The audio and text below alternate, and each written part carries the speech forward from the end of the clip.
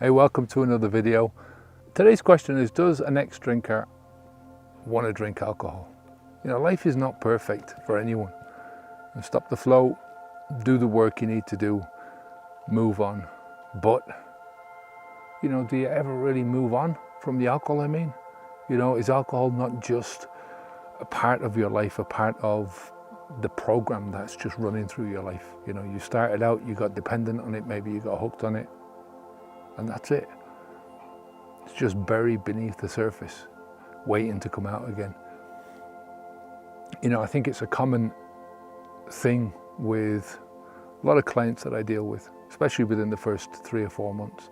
You know, they see somebody who's drinking, or they'll be at a party and they'll see somebody who's drinking at a party and they'll think, I could do with letting my hair down right now, right? You know, I've had a bad day, I've had a whatever, this or that or the other, or it's been a tough week, or it's been a tough year, or it's just been something. And am I wrong in thinking that this is all just toxic for my life? Am I wrong? You know, am I out of the addiction now? Maybe just the one won't hurt. Or they'll see an advert for wine and they'll say, you know, they'll look at what they're saying in the advert, the setting, the smiling faces, the appearance of fun, right? And that brings on an edge of doubt. You know, they're really very good at what they do, big alcohol, and the marketing companies that they employ. They've got lots and lots of money to put into this. Lots of money to put into their efforts at convincing people, convincing you to be a drinker and convincing you to stay a drinker. A lot of money, right? So, you know, sometimes these clients, these people who've been unplugged from the habit for 3 or 4 months, right, they wake up in the morning and they have questions. They go through the day and they have questions. Am I really better off without any drink at all? You know, without even a single glass of wine, maybe on a special occasion? Now, the thing about this is none of this happens very often, right? It does happen. It does happen occasionally for these people. It happened for me in this journey, and not just in the first few months. It happens after years of doing this, right? So am I wrong? Are these people wrong? Are we all wrong in what we're talking about here? You know, like I said, this is a problem with most people. And it's a problem, I think, mostly in those first 2 or 3 months of the process. That's when the thoughts start creeping in. That's when you feel good about yourself. You're in that moment when you know that you've conquered whatever pain it is that started you out on the journey. You know, I've been doing this for a long time now, and I've seen some shit, right? And sometimes even I've thought those things, right? You know, can you believe that even after a decade of freedom, knowing what I know about alcohol, all the shit that I know, and you still have that thought popping into your head every so often. The difference now is that I understand, right? I understand what's happening. I know the answer. I know what the real problem is, so to speak. I'm not having a craving or a wish or a doubt, but I'm susceptible to the same bullshit that everyone else is susceptible to. You know, no matter how far in this journey you go, no matter what you believe in this life, there's always going to be a time when a thought pops into your head, even for a split second. And that's generally what thoughts are. You know, you get a thought and it'll occur for a split second, and it depends what you take notice of. So even in that split second, it might be an introduction of a little bit of doubt. I think the more of a thinker you are, the more you think into things, the more doubts that you have about things. You know, the more you think into life in general. You know, when you're a kid and you're heading out from your parents' house, you know everything, and that's the time when you should just stop thinking, because if you know everything, what's the point in knowing anything more? But as we all find out when we leave home and we start experiencing life, and the more you experience life, the more you understand about life, the more you understand how much you don't understand. You know, if you never think, where are your doubts coming from? You know, you're never going to have any doubts if you don't think about things. That's what the comfort zone is. That's what people hiding in the shells do. And, you know, I think that's another form of just escaping from life. You know, we all have to think, and, you know, sometimes if you don't think about things, you're forced into thinking about things because of the consequences of what you're doing to yourself, right? So if I'm having a hard time in life, which is not too often, right? I don't often have a hard time, but let's just say I'm feeling sorry for myself. I get pissed off with things like taxes and government and interference from government, interference from busybodies, banks, right? Any of these people in life, wankers, I would feel about them in some form or another at some stages in my life. These are people who make their money from the sweat of others but don't create anything. That's what I get pissed off with most. There's times when I just want to opt out of this bullshit. It's times like this when I get angry, when I'm frustrated. Maybe I'm frustrated with some petty bureaucrat, and everyone's got to make a living, right? I'm not isolating anyone out for this, right? It's not the people, it's the institutions. But it's times like this when I've been born and grown up as a goat herder, maybe a few hundred years ago, living my life out in the mountains, me with my goats and my goat dogs, whiling away the days and not a worry in the world. But, that's momentary. Look where I am, what I'm doing, regardless of the doubts. I wouldn't be doing any of this if I hadn't come to my senses, if I hadn't stopped the flow of this poison, if I hadn't done what I needed to do, right? The work that allowed me to do this, the work that allowed me to move on, allowed me to come to a place like this, right? I'm living my ideal life for the most part, right? I don't have the goats, but I never really wanted the goats anyway, when these things, there's certain things in life where the romanticization of it doesn't match up to the reality of things, right? So I never wanted the goats. I wanted the mountains, I wanted the tranquility, the fresh air, the peace and quiet, and the dogs, right? I can't forget the dogs. Murphy and Bowsy, man's best friend. And when it comes to the doubts, if I have everything that I want, where are these thoughts coming from? Let me put it this way. If I sit and I think about it, and I've been doing this for over a decade now, what remains the same is always the evidence, the facts, the truth about something. That alcohol in large amounts is not good for the human body or human life, right? It's not good for anybody. And the argument is, what is a large amount? And there's plenty of evidence now that says that even small amounts of alcohol are not good for your brain, right? When I'm looking at my dogs, for instance, would I give alcohol to them, to Bowsy and Murphy?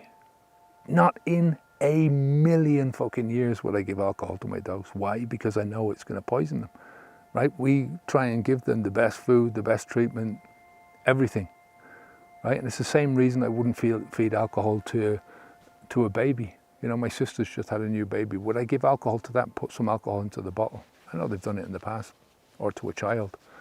We rationalize out these things in our adult minds by saying, well, children are growing up and they don't have the capacity for alcohol, right? They don't have the liver for it. They don't have the brain for it.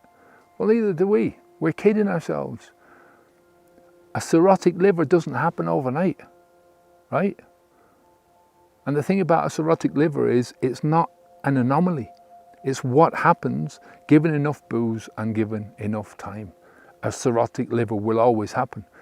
And just because your liver might not be cirrhotic, mine isn't, it's just slightly cirrhotic, slight scarring on it. It doesn't mean to say that it's not damaged and beyond repair for those parts.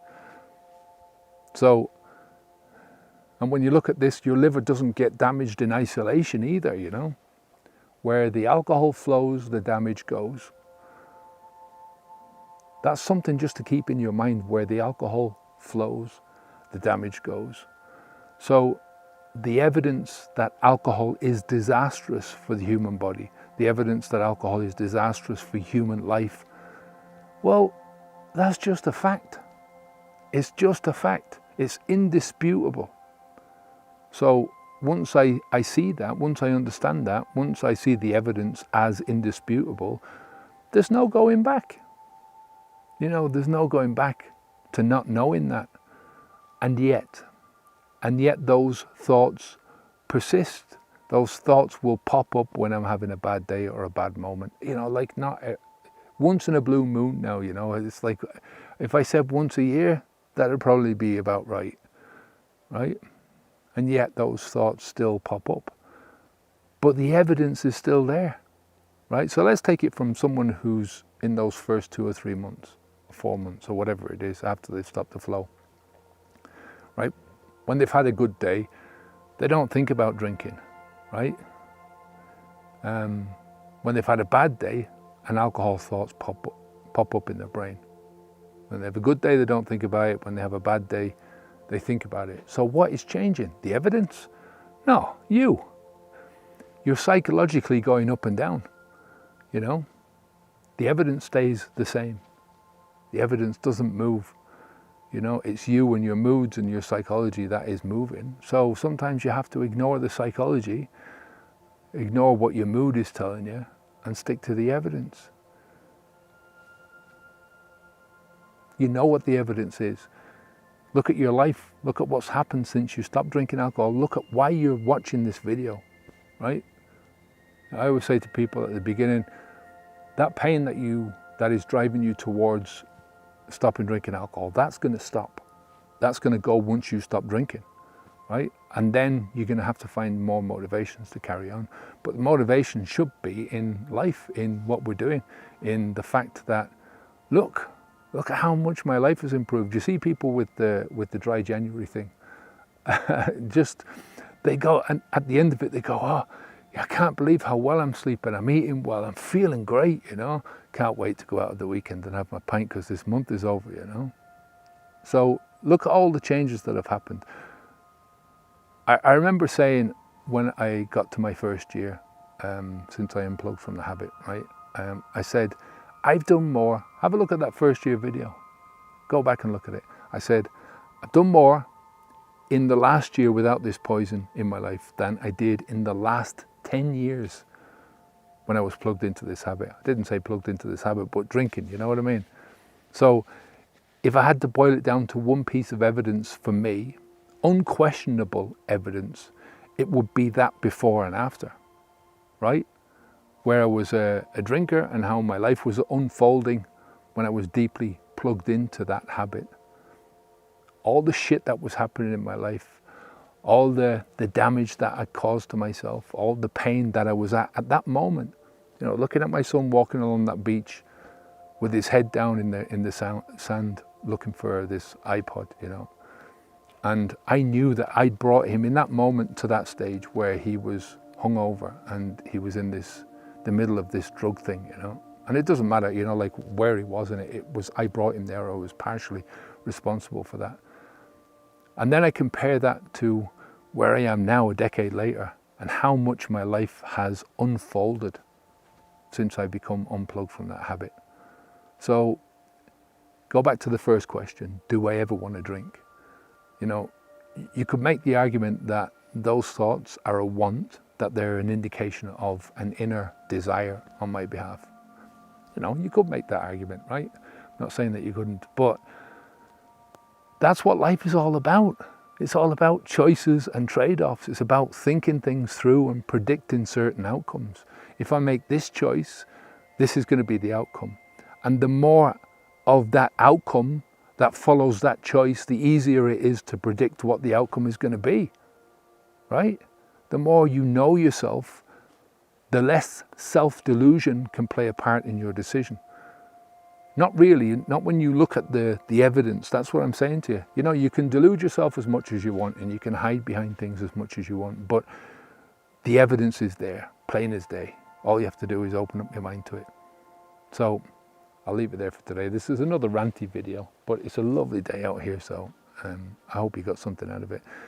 If what you heard today resonates with you and you're eager to transform your life, leave that old crappy life, the crappy habit behind. I'm not saying anything about your life. I'm saying that there's a habit that can lead you into a lot of damage and a lot of bad consequences. We've got the beginner's guide to get in and staying sober, right?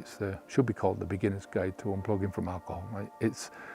I think it's an ideal first step, right? Its aim is to get you on that road, to make it easier for you to make that decision. You know, we've included some what I consider to be really expert advice from my perspective, right? From what I've learned over my 10 years alcohol-free and teaching other people. We've taken a lot of stuff from our main program, and there's some really helpful tools that will make it a little bit easier for you. Now, stopping the flow is just the beginning.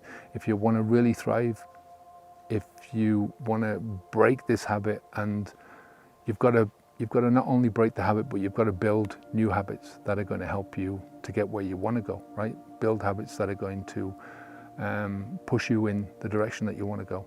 And if that's something that interests you, then that's where Habits V2 comes in. You can see the links in the description. It's a really comprehensive program that will take you all the way to that first year unplugged from this habit. And I tell you, what a milestone that is, you know. It's all about the mindsets. Remember, every journey starts with a single step. It's never too late to start choosing a better future for yourself. Onwards and upwards, take care.